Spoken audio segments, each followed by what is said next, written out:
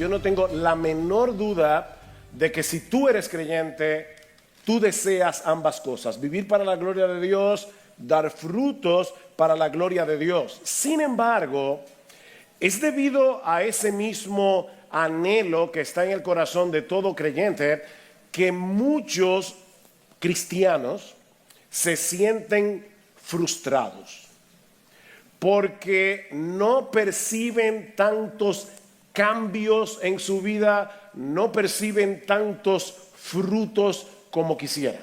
Yo no les voy a pedir que levanten su mano, pero yo sé que si yo les pidiera a ustedes en esta mañana, levanten su mano todos los que no se sienten satisfechos con los cambios que ven en su vida. Levanten la mano todos los que no se sienten satisfechos con los frutos que están dando como creyentes. Yo supongo que todos van a levantar la mano. Y los que no la levanten, esos son los que más lo necesitan. Así que, mi hermano, si tú estás luchando con esa frustración, déjame decirte que este taller es para ti. Porque vamos a estar hablando acerca de las obras de la carne versus el fruto del Espíritu. Ahora, yo debo hacer una aclaración. A mí me encanta enseñar en un aula y me encanta predicar. Entonces, yo hago una diferencia entre dar un taller y predicar. Yo creo que son dos cosas diferentes. Así que yo voy a estar interactuando con ustedes porque esto es un taller. Sin embargo, como soy predicador, yo sé de antemano que a veces se me van a cruzar los cables y esto se va a convertir en un preditaller. Así que ustedes me van a perdonar por eso. Pero quiero que sepan que yo quiero que interactuemos lo más posible, ¿verdad? Porque este grupo es grande, porque esto no es una predicación, esto es un taller.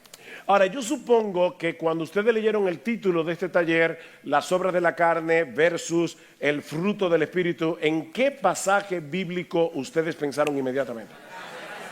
Gálatas capítulo 5. Y tienen razón, porque ese es el pasaje clave del Nuevo Testamento para hablar acerca del tema del fruto del Espíritu y la lucha que tenemos todos los creyentes entre las obras de la carne, el fruto del Espíritu. Sin embargo, antes de llegar a Gálatas 5, yo quisiera primero que pasáramos por Juan 15. Quisiera por favor que vayan en sus Biblias a Juan capítulo 15, versículos 1 al 8. O sea, antes de ver la fructificación en Gálatas capítulo 5, vamos a ver la fructificación en Juan capítulo 15. Y yo le pido por favor que leamos los versículos 1 al 8. Yo soy la vid verdadera, mi Padre es el viñador. Todo sarmiento o pámpano que en mí no da fruto, lo quita o lo poda. Y todo el que da fruto lo poda para que dé más fruto. Perdón, lo quita y lo poda. Vosotros ya estáis limpios por la palabra que os he hablado. Permaneced en mí y yo en vosotros, como el sarmiento o el pámpano no puede dar fruto por sí mismo si no permanece en la vid, así tampoco vosotros si no permanecéis en mí. Yo soy la vid, vosotros los sarmientos, el que permanece en mí y yo en él, este da mucho fruto, porque separados de mí nada podéis hacer. Si alguno no permanece en mí, es echado fuera como un sarmiento y se seca, y los recogen y lo echan en el fuego y se queman. Si permanecéis en mí y mis palabras permanecen en vosotros, pedid lo que queráis y os será hecho. En esto es glorificado mi Padre, en que deis mucho fruto y así probéis que sois mis discípulos. Este pasaje se encuentra en el discurso del aposento alto. Ahí están registradas las últimas palabras del Señor Jesucristo antes de su arresto, antes de su muerte en la cruz. Ya Jesús les ha dicho a los discípulos que Él va a ser traicionado por uno de los suyos. Ya les ha dicho que pronto vendría una separación entre ellos y Él. Sin embargo, Él no pretende dejarlos solos y desamparados. ¿Qué iba a hacer Jesús antes de ascender a los cielos? ¿Iba a dejar solo a los discípulos? ¿Qué iba a hacer Jesús? enviaría a su Espíritu Santo. Juan capítulo 14, versículo 16. Y yo rogaré al Padre y Él os dará otro consolador para que esté con vosotros para siempre. El Espíritu de verdad, dice el Señor. Y luego en el versículo 23 dice, Jesús respondió, si alguno me ama, guardará mi palabra y mi Padre lo amará y vendremos a Él y haremos morada con Él. Ahora nosotros ya sabemos por el versículo 16 que esa morada del Padre y del Hijo está en nosotros por su Espíritu. Es en ese contexto que ahora el Señor les dice, yo soy la vid, vosotros los sarmientos, vosotros los pámpanos, como lo traduce la Biblia Reina Valera del 60. La vid era un árbol muy apreciado en el mundo mediterráneo, tanto por las uvas como por el vino. Y no solamente por ambas cosas. Como muchos de ustedes saben, yo vengo de una familia palestina y en mi casa, desde que yo soy un niño, siempre había mata de vid. Toda la vida yo viví viendo cómo se cultivaba la vid, cómo mi papá podaba la vid cada cierto tiempo para que pudiera ser más fructífera, pero no solamente por la uva, y obviamente nosotros no teníamos viñedos, pero también por las hojas, porque los árabes preparan una comida que aquí se le llama niño envuelto, pero es con la hoja de la vid, con la hoja de la uva. Ahora, excepto para dar uvas, para hacer vino y para comer niño envuelto, la vid no sirve para nada más. La madera de la vid no sirve para nada. O sea, solamente este árbol sirve para dar fruto. Y en el Antiguo Testamento, la vid era un símbolo ¿de qué? De la nación de Israel. Lo vemos en Salmos capítulo 80, versículos 8 al 9, dice que Dios tomó una vid de Egipto y la plantó en Canaán. Lo vemos en Isaías capítulo 5, versículos 1 al 7, donde Dios dice, yo hice por mi viña todo lo que se podía hacer por mi viña, sin embargo, en vez de producir uvas buenas, produjo uvas silvestres. Los vemos también en Jeremías capítulo 2 versículo 21, en Oseas capítulo 11 versículo 1. Israel como nación no dio el fruto que se esperaba de ella. Pero ahora llega Jesús. Y unas pocas horas antes de su muerte, Él dice de sí mismo, yo soy la vid verdadera. No en contraposición a la vid falsa. Esa no es la idea. Sino más bien, Israel como vid no era más que una sombra de mí. Yo soy el verdadero Israel. ¿Recuerdan Gálatas capítulo 3, donde dice Pablo, que la promesa que Dios le dio a Abraham, se la dio a Abraham y a su simiente, dice, no a sus simientes como si hablase de muchos, sino y a su simiente, la cual es Cristo. Así que Cristo es el verdadero Israel. Eso es lo que Jesús está diciendo cuando dice, yo soy la vid verdadera. De manera que todos esos frutos que Israel no pudo producir como nación, porque fue una nación infiel a Dios, ahora Jesús va a producir esos frutos a través de sus discípulos. Yo soy la vid verdadera, ustedes son los sarmientos y han sido escogidos por mi Padre para llevar mucho fruto. Ahora bien, mis hermanos, ¿de qué fruto es que Jesús está hablando aquí? El Padre los escogió, los conectó a mí como el pámpano a la vid para que ustedes puedan llevar mucho fruto. ¿Cuál es ese fruto? Bueno, algunos piensan que ese fruto es ganar almas para Cristo. Le prediqué el evangelio a una persona, se convirtió, tengo un fruto. Otros piensan que es discipular a los nuevos creyentes. Otros piensan que es todo lo que nosotros hacemos en nuestro servicio al Señor, es poner nuestros dones en operación en el cuerpo de Cristo. Ahora bien, lo cierto es que en Juan capítulo 15, Jesús no nos dice cuál es el fruto. Y yo no creo que sea todo lo anterior. Yo creo que es parte del fruto, pero no es esencialmente el fruto. Sin embargo, en nuestro texto hay dos pistas para saber de qué fruto está hablando el Señor aquí. Vean el versículo 8 otra vez. En esto es glorificado mi Padre, en que deis mucho fruto y así probéis que sois mis discípulos. Cristo está diciendo, primero, que este fruto es la evidencia de que somos cristianos. Y en segundo lugar, que es a través de ese fruto que el Padre es glorificado. Entonces, ¿cómo es glorificado el Padre? Ahora yo les pido que vayan conmigo a Juan 14. Juan capítulo 14, versículos 12 al 14. Recuerden, hermanos, que esto es un taller.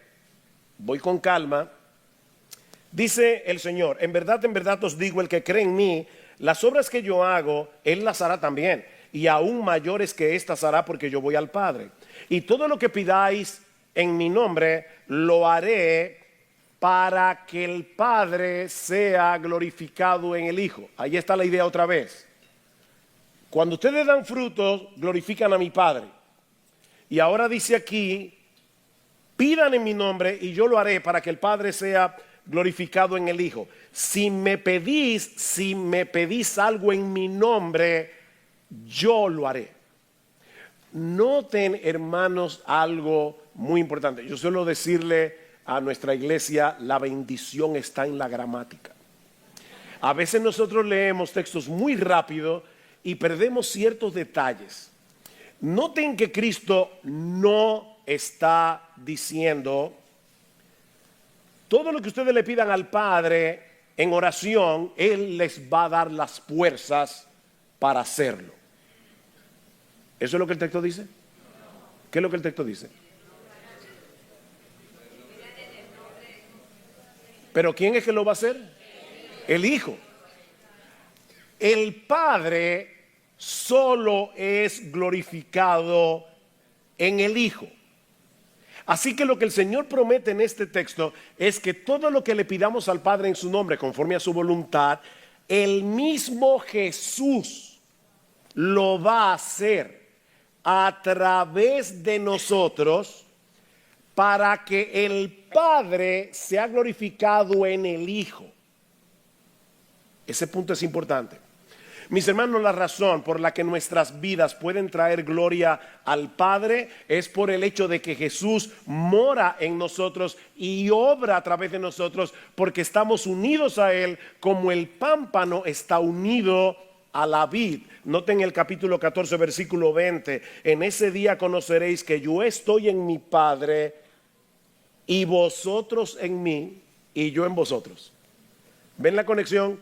Yo estoy en el Padre, ustedes en mí, yo en vosotros. Hay una unidad entre los creyentes y Cristo, y es por causa de esa unidad que ahora nosotros podemos glorificar al Padre. Podemos dar frutos para la gloria de Dios porque hemos sido unidos a Cristo por la fe desde el momento mismo de la conversión. La vida de Jesús fluye a través de nuestra vida.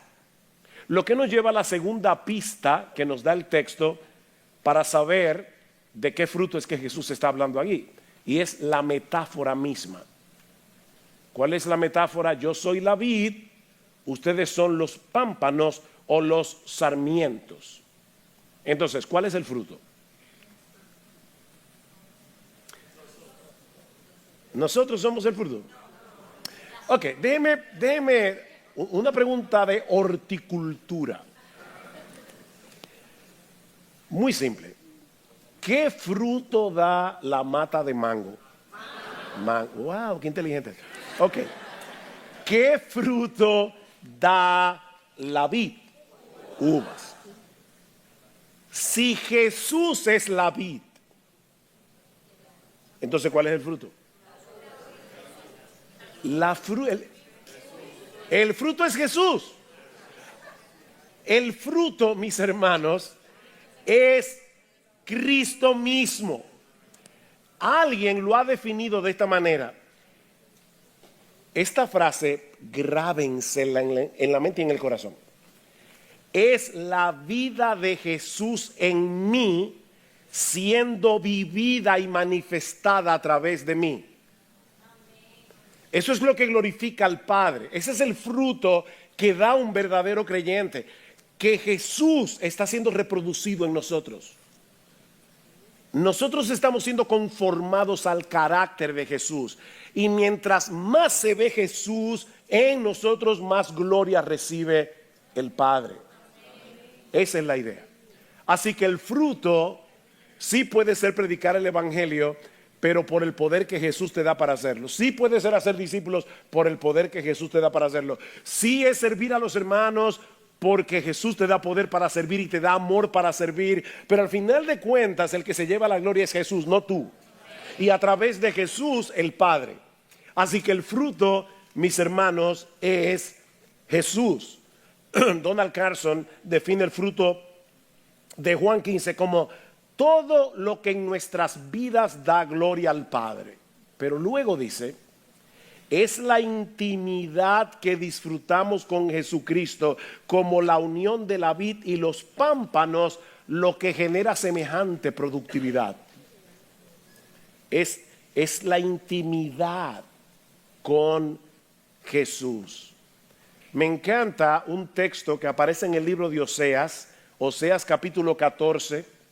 Voy a anotar los textos aquí que yo quiero que ustedes tengan. Oseas capítulo 14 versículo 8. Escuchen esta frase. Jehová, Dios, le está diciendo a su pueblo Israel: de mí procede tu fruto. Yo no puedo dar fruto por mí mismo. De mí, le dice Dios a su pueblo en el Antiguo Testamento, de mí procede tu fruto. Bueno, eso es exactamente lo que Jesús le está diciendo a los discípulos. Yo soy la vid, ustedes son los pámpanos, de mí procede tu fruto.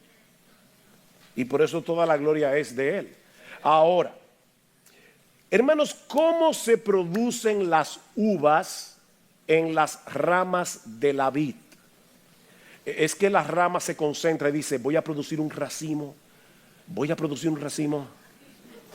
y así es, ¿verdad? No.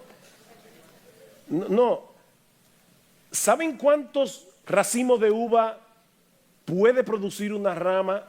Ninguno. Las ramas no producen fruto, es la vid la que lo produce a través de la rama.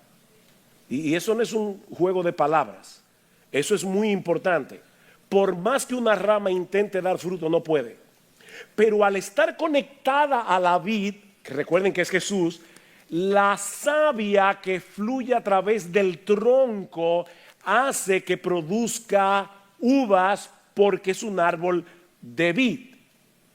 Así que la forma como nosotros producimos frutos es porque estamos unidos a Jesús.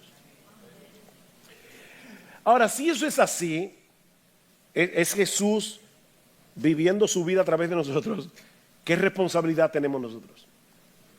Esto es quédate pasivo y deja que Jesús fructifique, o hay alguna responsabilidad en ti y en mí. Están afinados ustedes. Es interesante notar algo en Juan 15, 1 al 8. La palabra fruto aparece en ese pasaje 6 veces y luego 2 veces más en el versículo 16, así que 8 veces en total. Déjeme hacerle ahora una pregunta, a ver si cuando ya estaba leyendo el texto al principio lo leyeron con atención. ¿Cuántas de esas veces el dar fruto aparece en imperativo, o sea, como un mandato?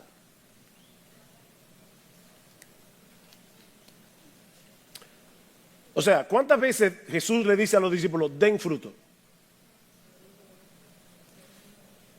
Ninguna. Ni una sola vez. Hermanos, no hay un solo mandamiento en todo este pasaje dirigido al creyente para que produzca frutos. O sea, Jesús no llamó a los discípulos esa noche y le dijo, miren, mañana voy a ser crucificado, luego yo voy a ascender a los cielos, ahora ustedes tienen la responsabilidad de hacer todo vuestro esfuerzo por producir fruto. No. En todo ese pasaje hay un solo mandamiento. Y esa es la clave, mis hermanos, para una vida fructífera. Hay un solo mandamiento y no es den fruto. ¿Cuál es ese mandamiento? Permanezcan en mí. ¿Ven? De hecho, la palabra permanecer aparece 15 veces en Juan capítulo 15, versículo 1 al 8. 15 veces. Así que, hermanos, el foco de nuestras vidas cristianas es permanecer en Jesús, porque separados de Él nada podemos hacer. Ahora, ¿eso qué significa en la práctica? Porque yo le decía a mi esposa cuando salíamos para acá, esa idea de permanecer en Jesús suena tan mística, suena tan abstracta, y yo quisiera, mis hermanos amados, que ustedes salgan de aquí sabiendo qué es lo que tienen que hacer. Permanezcan en Jesús. ¿Qué significa eso? Bueno, de una manera bien simple, permanecer en Jesús no es otra cosa que mantenernos en comunión con Él y en dependencia de Él cada momento de cada día. Permanece en Jesús. Permanecer en comunión con Él y en dependencia de Él cada momento de cada día. Recuerden, todo creyente se encuentran unidos a Cristo por la fe, con una unión indisoluble. Pero una cosa es estar unido a Cristo posicionalmente y otra muy distinta, mantenernos cerca de Él en una forma experimental en cada momento.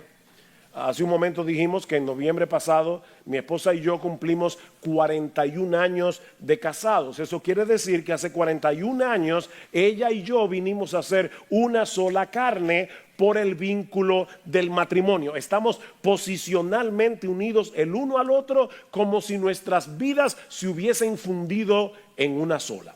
Pero esa realidad posicional no produce automáticamente una unidad experimental entre mi esposa y yo, ¿no es así? Ambos tenemos la responsabilidad en la práctica de que esa unidad se fortalezca a través de una buena comunicación, a través de acciones intencionales que nos conecten el uno al otro. Bueno, eso es precisamente lo que Jesús está diciendo a sus discípulos en este pasaje. Manténganse cerca de mí, pongan todos sus afectos primariamente en mí, no se desconecten de mí mientras se envuelven en las cosas cotidianas del día a día. Permanezcan en mí. Permanecer en Cristo es estar apercibidos de su presencia en nuestras vidas y en una forma intencional mantener una comunión cercana con Él a través de la palabra y a través de la oración. Noten los versículos 7, 9 y 11. Si permanecéis en mí y mis palabras permanecen en vosotros, pedid lo que queráis y os será hecho. Ven, la palabra y la oración. Versículo 9. Como el Padre me ha amado, así también yo os he amado. Permaneced en mi amor. Si guardáis mis mandamientos, permaneceréis en mi amor, así como yo he guardado los mandamientos de mi Padre y permanezco en su amor. Estas cosas os he hablado para que mi gozo esté en vosotros y vuestro gozo sea perfecto. Ven, la palabra, la oración, la palabra, la oración. Permanecer en Jesús es permanecer en su palabra. Permanecer en Jesús es permanecer en comunión con Él a través de la oración. Dice Sinclair Ferguson, yo voy a explicar un poco más cuando lleguemos a Gálatas, pero dice Sinclair Ferguson, la manera de permanecer en Él es dejando que su palabra permanezca en nosotros. ¿Qué dice Colosenses capítulo 3, versículo 16? La palabra de Cristo more en abundancia. La palabra de Cristo ¿es un visitante en tu vida o es un habitante? ¿Es un visitante o es un habitante? Porque Cristo dice que la palabra de Cristo, dice Pablo, perdón, no Cristo, que la palabra de Cristo more en abundancia en vosotros. Sigue diciendo Sinclair Ferguson, oigan esto, no dejes ninguna habitación de tu vida cerrada, ninguna puerta de armario cerrada donde no penetre la luz de su palabra. Deja que su luz alumbre tu mente. Deja que traiga luz a tu mente. Deja que encienda tus afectos por Cristo. Deja que esa palabra someta tu voluntad a la suya. Así estás permaneciendo en Cristo. Sigue diciendo Ferguson, la palabra de Cristo es el instrumento de Cristo usado por el Espíritu de Cristo para nutrir nuestra unión con Cristo y transformarnos a la imagen de Cristo. No hay atajo aquí. La palabra de Cristo es el instrumento de Cristo usado por el Espíritu de Cristo para nutrir nuestra unión con Cristo y transformarnos a la imagen de Cristo. Solo la palabra puede hacer eso. Y esta tarde, cuando vengamos a la plenaria sobre la iluminación del Espíritu, vamos a ver un poco más de eso. Así que mantenerse en comunión con Cristo por medio de la oración y la palabra es lo que produce en nosotros el fruto de una vida que es cada vez más semejante a la vida de Jesús. Esa es la enseñanza de Juan 15. Hasta aquí, mis hermanos, ¿hay alguna pregunta?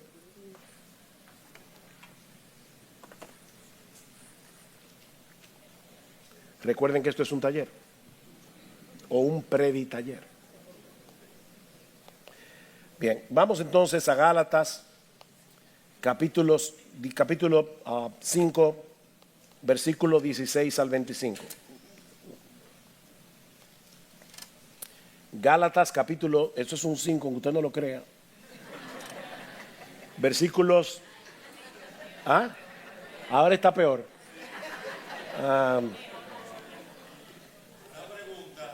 Sí. ¿Qué quiere decir o cómo interpretar el texto cuando en forma de mandamiento Juan el Bautista y el mismo Cristo dice hacer frutos dignos de arrepentimiento sin que eso conlleve una confusión de obras para salvación? Ahí está hablando de la conversión, no de la vida del creyente, y lo que está diciendo Juan es lo siguiente: no digas que tú te estás arrepentido de tus pecados si tu vida no manifiesta los frutos que son dignos de una vida arrepentida. Pero esa es la entrada a la vida cristiana. Aquí estamos hablando de alguien que ya está dentro. ¿Cómo fructifica? Unido a Jesús. Y ahora vamos a ver en Gálatas que como Cristo vive en nosotros por su Espíritu, el énfasis de Gálatas es en el Espíritu Santo. La carta de Pablo a los Gálatas contiene el mayor número de referencias al Espíritu Santo en promedio de capítulos que encontramos en todo el Nuevo Testamento. Es la carta más densa con respecto al Espíritu Santo. De hecho, el Espíritu Santo se menciona en los capítulos 3, 4, 5 y 6 solamente 17 veces. Porque en los capítulos 1 y 2 son biográficos y por lo tanto Pablo no menciona al Espíritu Santo. Pero eso quiere decir que si hacemos un promedio en los capítulos 3, 4, 5, 6, el Espíritu Santo es mencionado casi 4 veces por cada capítulo y a veces un poco más. Pablo introduce el capítulo 3 de Gálatas. Vamos a Gálatas, por favor. Ahora les voy a decir, como dijo Brian Chappell anoche, sí, que él decía, vamos a trabajar Romanos 8. No vamos a trabajar Gálatas ahora. No se lo voy a poner facilito. Vamos a Gálatas 3. Pablo introduce el capítulo 3 haciéndole ver a los Gálatas que la recepción del Espíritu Santo al momento de la conversión no fue una experiencia inicial que ahora podemos dejar atrás y ahora dedicarnos a buscar el favor de Dios por el resto de nuestra vida a través de nuestro esfuerzo de obedecer los mandamientos. Escuchen cómo Pablo comienza Gálatas 3. Oh Gálatas insensatos. Hay una paráfrasis de Gálatas que lo traduce de esta manera. Oh queridos imbéciles de Galacia. ¿Quién os ha fascinado? Y esa palabra que usa Pablo allí es bien extraña, porque es quien los embrujó, quien los hechizó, quién os ha fascinado a vosotros, ante cuyos ojos Jesucristo fue presentado públicamente como crucificado. Esto es lo único que quiero averiguar de vosotros. Los gálatas estaban siendo atacados por falsos maestros que le decían: sí, se está muy bien eso de Cristo, pero ahora ustedes tienen que guardar la ley de Moisés, sobre todo la circuncisión, si ustedes quieren ser partícipes del pacto con Abraham y de las bendiciones del pacto. Y Pablo les dice: ¿ustedes recibieron el Espíritu por las obras de la ley o por el oír con fe? Respuesta, ¿cuál es la respuesta? Por el oír con fe. No fue por las obras del Espíritu, no fue que ustedes estaban guardando los mandamientos y entonces vino el Espíritu Santo como resultado. Fue porque ustedes oyeron el Evangelio y ustedes creyeron en el Evangelio y el Espíritu Santo vino a vosotros. Fue por el oír con fe. Tan insensatos sois que habiendo comenzado por el Espíritu vais a terminar ahora por la carne. ¿En qué sentido Pablo está usando aquí la palabra carne? Esto es importante. No en el sentido de naturaleza pecaminosa, sino en el sentido de: ahora ustedes que comenzaron por la fe y recibieron el Espíritu por la fe, ¿van a seguir guardando los mandamientos para recibir el favor de Dios? O sea, no es que no guardemos los mandamientos, no es que no obedezcamos a Dios. La pregunta es: ¿por qué ustedes están obedeciendo a Dios? Porque si tú lo estás haciendo para ganarte el favor de Dios, tú estás viviendo en la carne. Estás viviendo en la carne. Nosotros obedecemos a Dios no para ser favorecidos por Dios, sino porque ya fuimos favorecidos por Él, solo por Cristo, solo por gracia, solo por medio de la fe. Esto es sumamente importante. Aquí el orden de los factores se altera el producto. Si tú estás tratando de ganarte el favor de Dios a través de tu obediencia, tú estás viviendo carnalmente. Si tú estás tratando de agradar a Dios porque ya fuiste favorecido por Él, solo por gracia, solo por Cristo, solo por medio de la fe, estás viviendo la vida cristiana correctamente. Esa es la pregunta de Pablo. Versículo 4. ¿Habéis padecido tantas cosas en vano, si es que en realidad fue en vano? Aquel pues que os suministra el Espíritu y hace milagros entre vosotros, ¿lo hace por las obras de la ley o por el oír con fe? ¿Cuál es la respuesta? Por el oír con fe. Conectan con Juan 15. Yo oigo la palabra, creo la palabra, y como Cristo mora en mí por su Espíritu, yo produzco frutos. Hacen cosas extraordinarias. Luego en los versículos 6 en adelante, Pablo quiere probar, él va a la historia de Abraham, que desde el inicio de la historia de la redención, la promesa de Dios siempre ha operado por medio de la fe. Mis hermanos, nunca piensen que en el Antiguo Testamento era por obras y en el Nuevo Testamento es por fe. Siempre ha sido por fe. Siempre. Hebreos 11. Los héroes de la fe son de ¿dónde? ¿Del Antiguo Testamento o del Nuevo? Del Antiguo Testamento.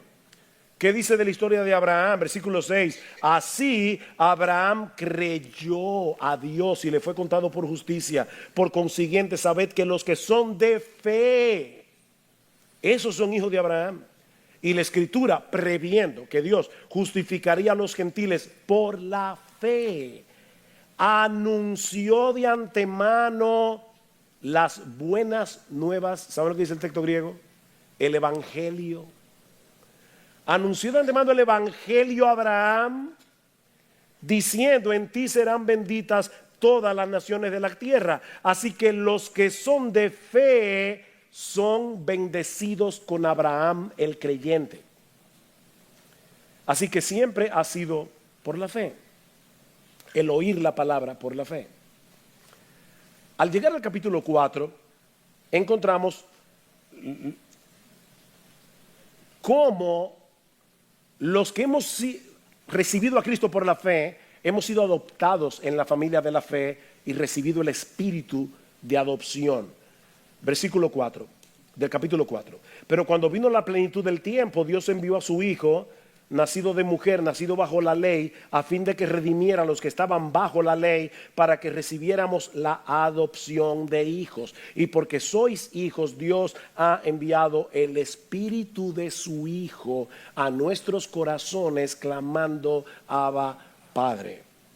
¿Por qué tú estás unido a Cristo? Porque el Espíritu de Cristo mora en ti. El Espíritu de Cristo es el vínculo entre nosotros y Jesús.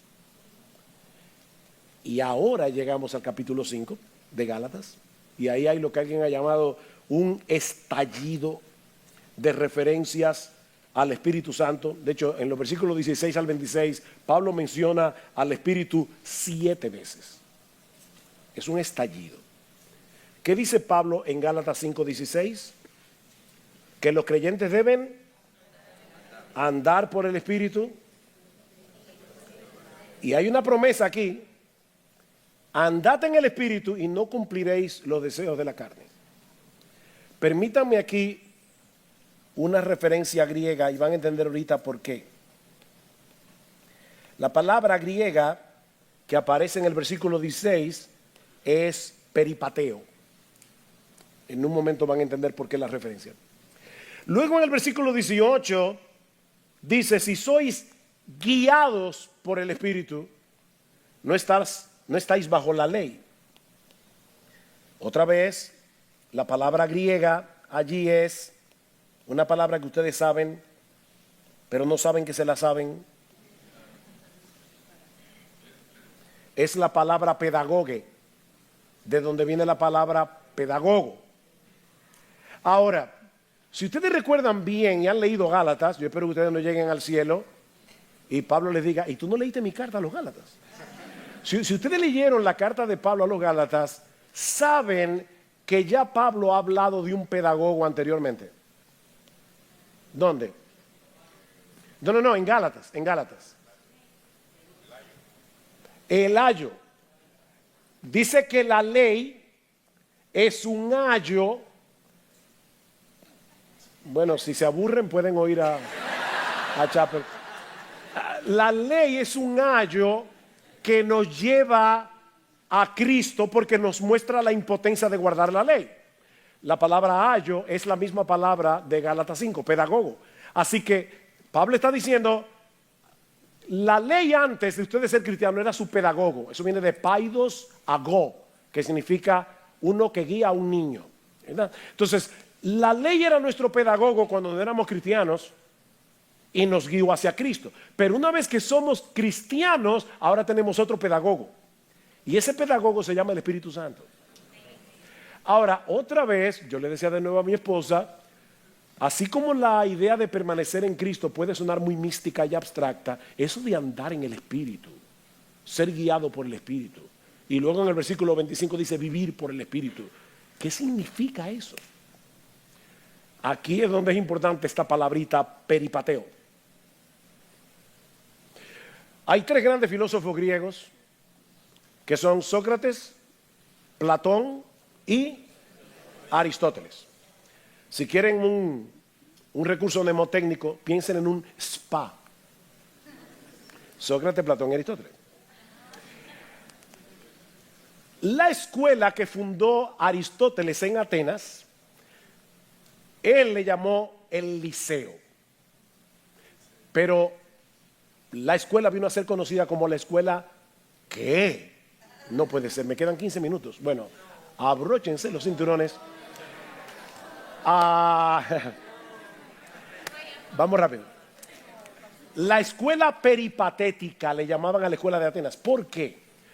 Porque la palabra peripateuo en griego lo que significa es caminar detrás de alguien o caminar en una dirección particular. Aristóteles no enseñaba en un aula como esta, sino que él iba caminando a través del liceo, todos los discípulos iban detrás y Aristóteles les iba enseñando, y es por eso que se llamaba la escuela peripatética. Bueno, cuando Pablo dice aquí, andad en el Espíritu, ¿qué es lo que está diciendo? Que nosotros debemos tomar, les dije que se apretaran los cinturones, yo ahora estaba hablando despacio, pero Yo antes era conocido como la boca más rápida del oeste. Así que es tomar la determinación de seguir al Espíritu en su intención de conformarnos al carácter de Cristo, al prestar atención a su palabra, al tratar de discernir su voluntad en su palabra y al obedecerla en dependencia de Él. Eso es andar en el Espíritu. Necesitamos que Él sea ahora nuestro pedagogo, que Él nos diga, mira, es así como tú debes vivir. Si la Biblia lo dice, ya tu opinión no vale nada. Las opiniones de tus amigos no valen nada. Los consejos de tus canyanchanes no valen nada. El Espíritu Santo en su palabra te está diciendo, óyeme, quítense de vosotros toda amargura, enojo, ira, gritería, maledicencia, toda malicia. No es que yo no lo puedo perdonar. Quítense de vosotros peripateuo. Anda detrás del Espíritu. El Espíritu te está diciendo, no, tú no puedes guardar amargura. Eso es carnalidad. Tú tienes que hacer lo que yo te estoy diciendo. Andate en amor, como Cristo os perdonó. Entonces, como yo sigo al Espíritu, yo voy detrás del Espíritu. Eso quiere decir que la palabra va delante de mí. Yo voy siguiendo la palabra. Eso es, no hay nada místico aquí, hermano. No es esperar un rayo del cielo. No, es que la Biblia vaya delante de ti, porque esta palabra la inspiró el Espíritu Santo. ¿Ven? Así que andad peripateuo detrás del Espíritu. Sigue al Espíritu. Que Él sea tu pedagogo a través de su palabra. Ahora noten, hermanos, que hay una tensión aquí, como dice Thomas Schreiner, entre el poder divino y la elección humana del creyente. Los cristianos somos los que decidimos caminar en el Espíritu o detrás del Espíritu continuamente. Pero al mismo tiempo es el Espíritu el que está obrando en mí para crear nuevos apetitos y dar nuevo poder para resistir a la carne y agradar a Dios siguiendo su palabra. Así que yo tengo una responsabilidad, pero el Espíritu Santo está haciendo algo en mí para que yo pueda hacer eso. Tenemos que aprender a vivir con esa tensión. Ahora, noten otra vez Juan 15 y Gálatas 5. En Juan 15 se nos dice que ahora podemos obedecer a Dios con gozo debido a nuestra unión con Cristo. En Gálatas 5, Pablo nos dice en el versículo 24 que aquellos que somos de Cristo hemos crucificado la carne con sus pasiones y sus deseos. Sin embargo, como el pecado todavía permanece en nosotros, hay una lucha, porque en cualquier momento podemos comportarnos carnalmente. ¿Y cuál es la lucha? Versículo 17. Porque el deseo de la carne es contra el espíritu y el del espíritu es contra la carne. Pues estos se oponen el uno al otro de manera que no podáis hacer lo que deseáis. En otras palabras, la carne tiene una agenda para tu vida. Tu naturaleza pecaminosa, el pecado que mora en ti, tiene una agenda. El espíritu que también mora en ti tiene otra agenda. La carne quiere llevarte a seguir los impulsos naturales que surgen del pecado que todavía mora en ti. Eso es lo que Pablo llama el deseo de la carne, pero literalmente la palabra que usa Pablo aquí es epithumía, que lo que significa es un sobredeseo. Un sobredeseo. Es un anhelo que controla toda tu vida. Mis hermanos, nuestro problema no es que siempre, no es únicamente cuando deseamos cosas malas. Puede ser cuando sobredeseamos cosas buenas, pero las deseamos más que a Dios. ¿Es correcto que un soltero, una soltera deseen casarse? Totalmente legítimo. Si tú deseas casarte, muy bien. Pablo dice, procuren casarse. 1 Corintios 7. Pero si eso se convierte en un sobredeseo, si tú lo deseas más que a Dios de tal manera que aunque tienes a Dios, vives insatisfecho o insatisfecha y con descontento porque tú no tienes eso que sobredeseas, entonces ya es tu naturaleza pecaminosa, idolátrica, la que te está dominando. Estamos convirtiendo esas cosas en nuestro Salvador. Si yo tuviera eso, yo fuera feliz. Dios no te basta. La lucha entonces entre la carne y el espíritu es una lucha de deseos. El espíritu desea una cosa en nosotros que es completamente contraria a lo que desea la carne. ¿Qué es lo que desea el espíritu? La respuesta otra vez está en el aposento alto. Tenemos que regresar otra vez a Juan 14. Él me glorificará, dice Jesús. Yo voy a enviar mi espíritu, ¿para qué? Para que me glorifique. Yo sé que aquí en Por Su Causa se ha mencionado ese texto varias veces. La obra principal del espíritu es glorificar a Cristo. Así que, hermanos, lo que desea el espíritu es mostrarnos a Cristo por medio de su palabra y conformarnos cada vez más al carácter de Cristo. ¿Qué es entonces lo que desea la carne? Que en vez de que glorifiquemos a Cristo, que admiremos a Cristo, que anhelemos ser como Cristo, la carne desea que glorifiquemos, admiremos y anhelemos todo lo que no se parece a Cristo. ¿Ven qué fácil? Y eso produce en nosotros, si seguimos los deseos de la carne, una serie de pecados que Pablo enumera en los versículos 19 al 21. Lamentablemente, no voy a poder detenerme aquí, pero dice Pablo: ahora bien, las obras de la carne son evidentes: inmoralidad, impureza, sensualidad, idolatría, hechicería, enemistades, pleitos, celos, enojos, rivalidades, disensiones, sectarismos, envidia, borracheras, orgías y cosas semejantes a estas. O sea, que eso no es todo lo que la carne produce. Aquí vemos pecados sexuales, en el versículo 19 vemos pecados relacionales, vemos adicciones al alcohol, a lo que sea, vemos intemperancia, falta de dominio propio. Eso es lo que la carne produce.